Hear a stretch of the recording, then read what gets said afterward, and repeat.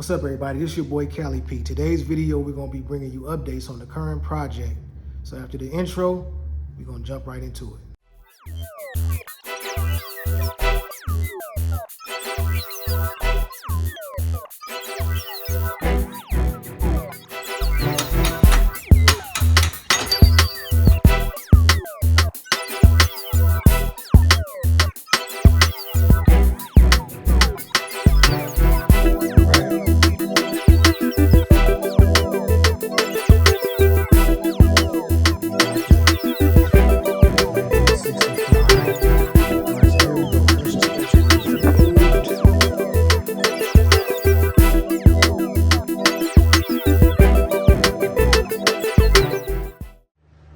So this is how the original type gas tank is fitting. It's fitting in there perfect with this frame. I don't know if you can see, but there's plenty of clearance. Of course with the body, but the frame is not hitting against the frame in any way. There's plenty of space, so that's a good thing.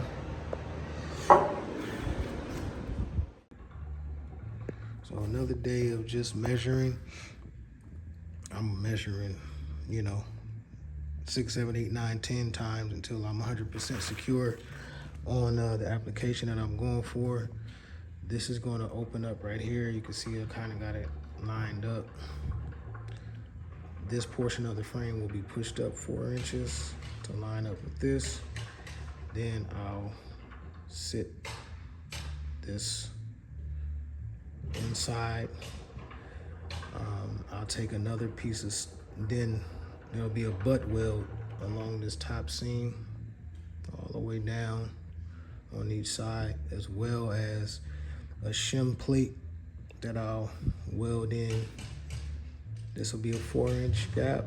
There'll be 8 inches of shim plate to this side of the gap and 8 inches to that side.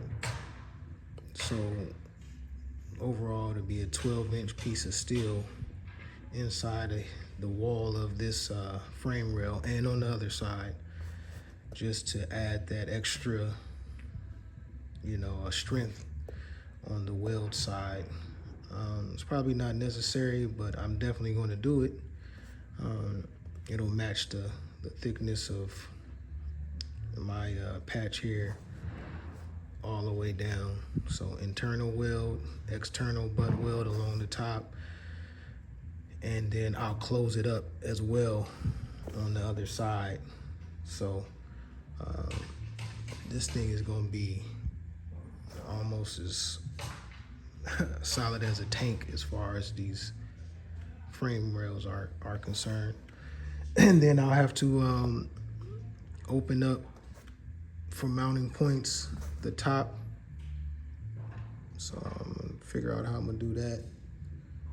Probably just drill all the way down through both pieces of steel after I do the weld. So I can put the mounting bolts and all that stuff in there, and that should be it. I mean, it's very simple. I won't know if it's, well, it'll definitely be worth it to me. I don't know if it'll be worth it to somebody else. If you're trying to save money, then more than likely it'll be worth it to you to do this style, some type. I've seen somebody else sent me a picture where he took this frame rail and shoved it in the, he took the original frame and took a front section of another frame and shoved it in.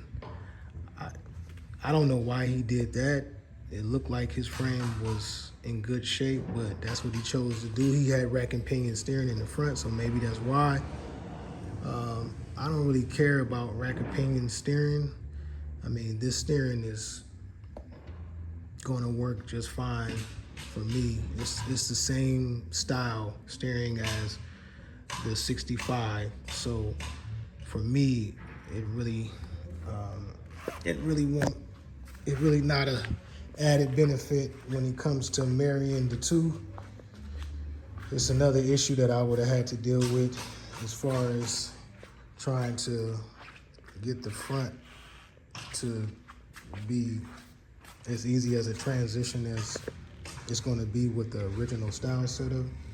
So I didn't want to have to do a whole bunch of extra modifications more than what I'm already doing here. But this looks like I'm pretty close. I'm pretty close to actually chopping this baby down, filling in that gap, that 4 inches to get that space. There's going to be some modifications that I need to do with this rear mounting point. I'm probably going to wind up closing that up and putting a bracket to fit. So I'll have to fabricate something for that. And then the next chop, meaningful chop outside of just filling in holes and making brackets, will be this rear frame rail. I gotta get it to tilt down. I think it's 10 degrees from a 30-degree angle to a 20-degree angle, give or take a few degrees. So I gotta finish the measurements on that, make sure I'm good with what I got on that. And I'm referencing the original frame for that, of course. So yeah, not that much more to do when it comes to the frame. Oh, I forgot. So once I get all of this done, then I'll have to.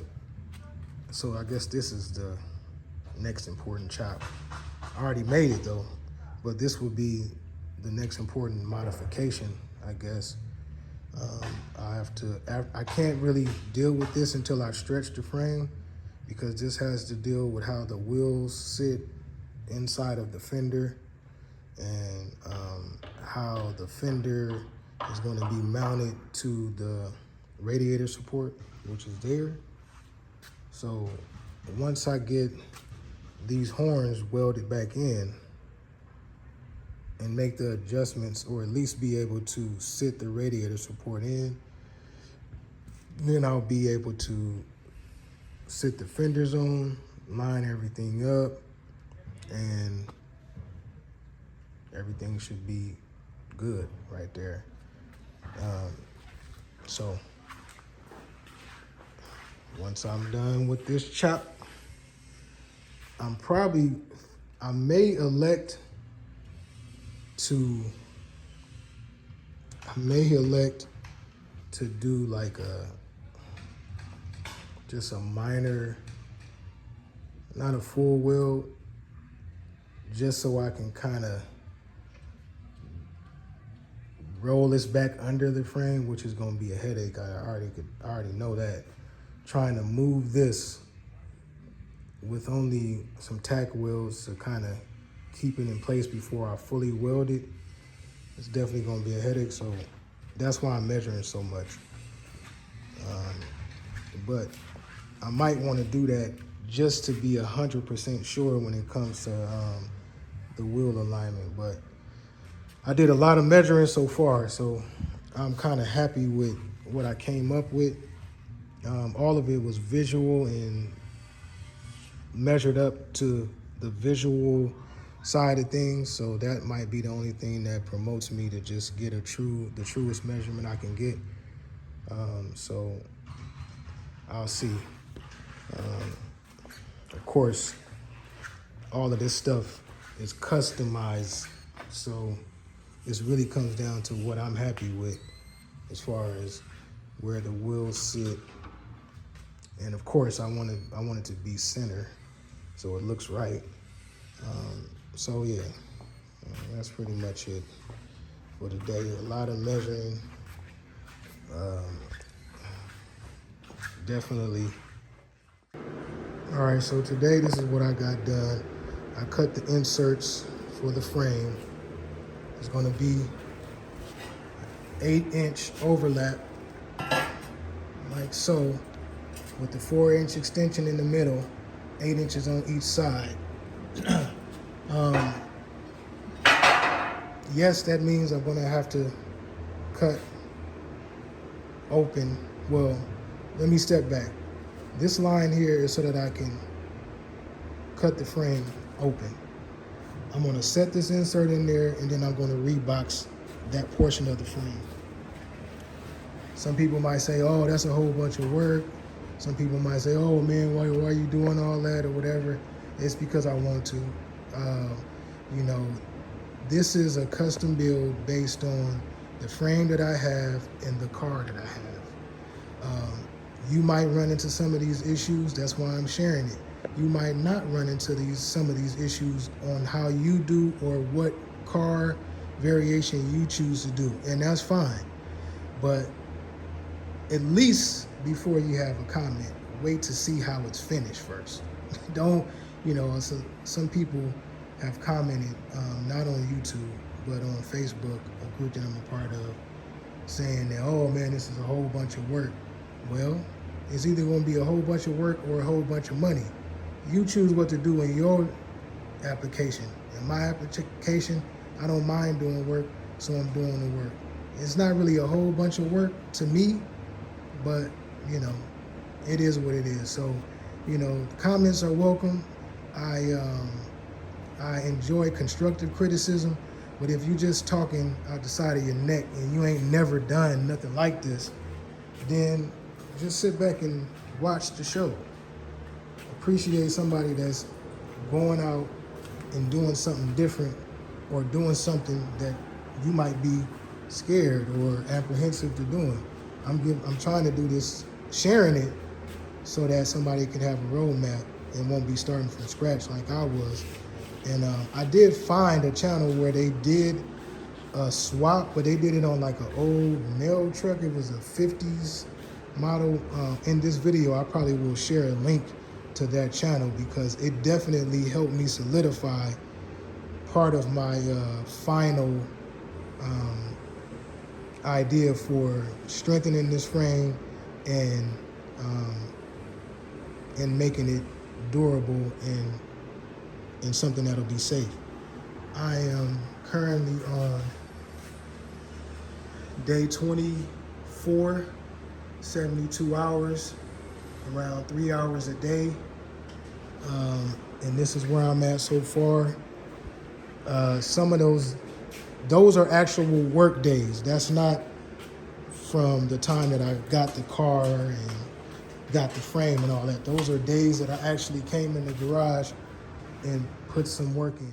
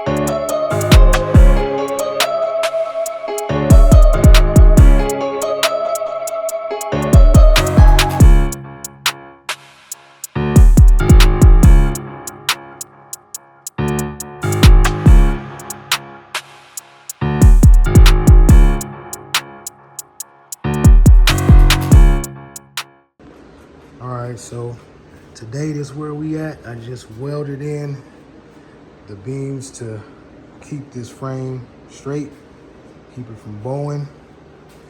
And then I welded in these legs to keep it stable.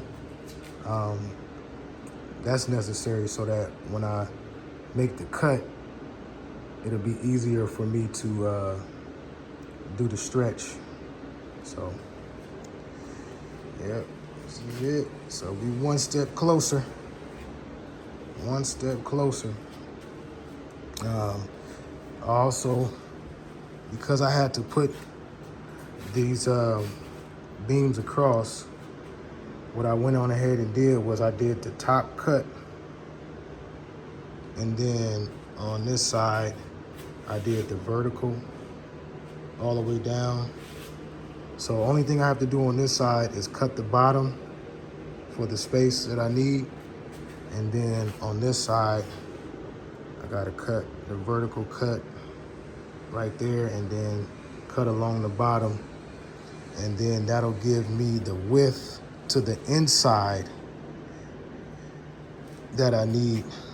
And then on the outside, once I'm finishing the stretch, I'll cut these bars out and cut the legs off, you know, and then I'll put the outside, the width extension that I need. And so I did before, just for YouTube land, and so I did make sure it was level within a 1/16 of or a hair of a, you see that? So let's see what we have with that. So we like, I'll raise it up so we can go to complete boom. So we like at a, what's that, a 16th of an inch, which is fine. I'm not too much worried about sag or anything like that. The piece that I'm gonna use for the extension is right here, and it's gonna go in there like this. It's gonna be 4 inches, and then 8 inches to the rear, 8 inches to the front overlap. So it's a 20-inch piece in total.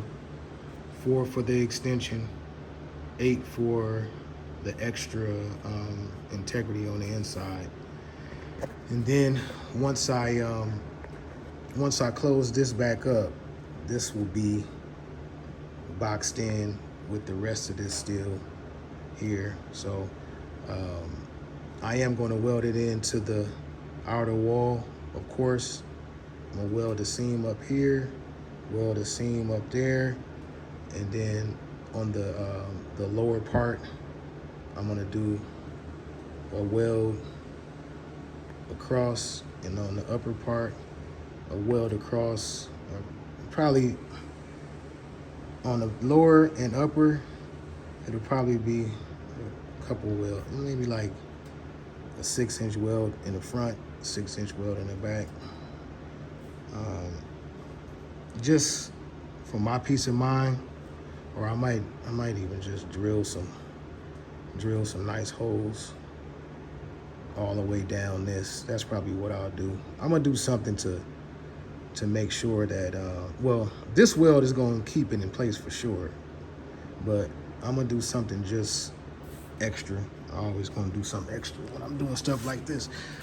And same on the other side. So that piece will fit in there, and then I'll be able to close it up. On the outside, to close it up, I'm gonna do something like this.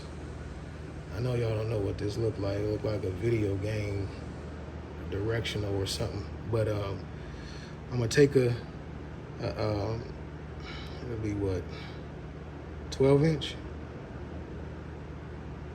I'm gonna take a measured piece of steel and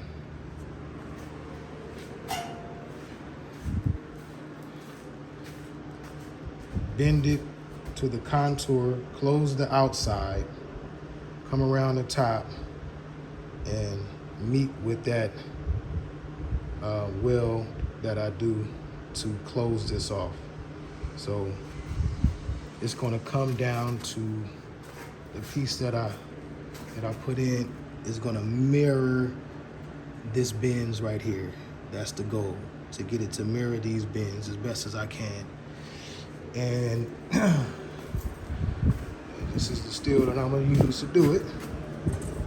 It's the same width as the frame. I had that steel already for another project I had did. It was what did I use that for? That was for a that was like a tunnel cap. I had did a cap for a shifter on a modification on a car. Maybe I can put some pictures of that. I think I still got pictures of it when I sent it off. And I still got pictures of the car that is going in. It's still, the guy who actually built the car is using it. So, but anyways, I'm gonna bend it across on both sides, shape it, put that patch in there. So, and then I might even, well, not might, on the top of this, I'm gonna drill some holes to just do some welds on the top into that steel. So that patch is gonna be in there. It ain't gonna even want to think about moving. And the best thing to do for me to do is to make sure I had it level and straight. So I put these legs. This one is a little bit crooked because it wasn't a straight piece on the top and bottom. So when I cut it in half, but anyways, it's leveled and down to the floor. So once I do this cut, this ain't moving. I might put like I don't know. Oh, I'm gonna put one of these beams across the top on each side to keep it weighted down so that it don't move. But that's when I do the cut. But eventually I'm gonna have to move that out the way. But it'll be all right. I got this stabilized up here. I'll put the chalks back here and get it all going. So now I'm gonna clean up all of this steel dust, and that's it for today. So far I got this passenger side opened up. So now I'm gonna do the test fitting of the stretch piece, and then open up the driver's side, and then I'll do the vertical cut, and then I'll be ready to start welding in the extension piece. All right, so today I opened up both of these passenger and driver's side. You got to do this for this particular frame year so that it could fit on the inner, and then you got to extend it by an inch and a total. I think it's 1.5 inches on each side. So your width to the outside of this frame could support under the frame rail side.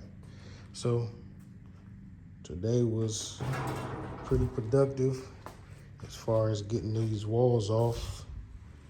And next is to do the vertical cut